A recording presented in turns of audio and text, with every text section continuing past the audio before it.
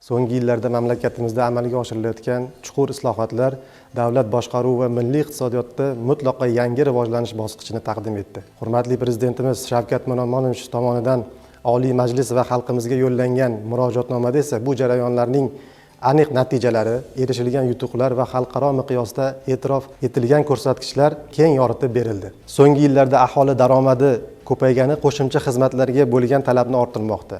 Qo'shimcha xizmatlarga talabning ortishi o'z-o'zidan servis sohasini iqtisodiyotning yangi drayveri bo'lishiga turtki berdi. 2025-yilning o'zida xizmatlarning hajmi qariyb 15% ga ortib, 82 milliard dollarga yetgani ta'kidlab o'tildi. Xizmatlarga bo'lgan talabni 2026-yilda yanada rag'batlantirish maqsadida ushbu sohani rivojlantirishga 85 trillion so'm kredit, 9 trillion so'm subsidiya ajratilishi ta'kidlab o'tdilar. Xususan, ta'lim xizmatlari uchun byudjetdan 7 trillion so'm berilishi ham alohida e'tiborga molik bo'lgan jihatlaridir. Keyingi 5 yilda turistlar oqimini 2 baravar oshirish, ya'ni hozirgi kundagi 11 million nafardan 20 million nafarga yetkazish. Shu maqsadda turizm infratuzilmasini rivojlantirishga kelasi yillarda katta e'tibor berilishini ta'kidladilar. Hozirgi kunda mamlakatimizning turizm sohasida drayver viloyatlari bo'lgan Samarqand, Buxoro, Xorazm viloyatlaridagi turizm obyektlarini infratuzilmasini oshirishga alohida e'tibor qaratilishini ta'kidladilar. Shahrisabzda G'elon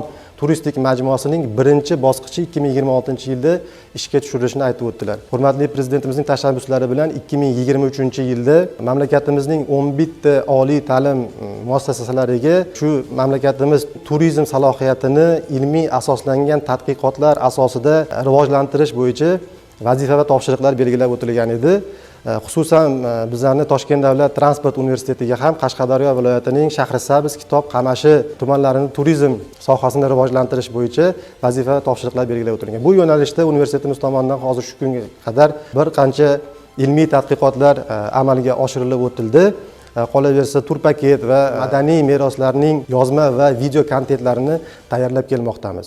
2026-yilda mana shu belgilab olingan xizmatlar bozori 100 milliard dollardan ortishini ham alohida ta'kidlab o'tdilar. Hurmatli Prezidentimiz tomonidan murojaatnomada ta'kidlab o'tilgan rivojlanish sohalari va yo'nalishlari bizni ham kelajakdagi o'quv dasturi va rejalarimizni ishlab chiqishda asosiy yo'nalishimiz omili bo'lishini o'zimiz uchun belgilab oldik.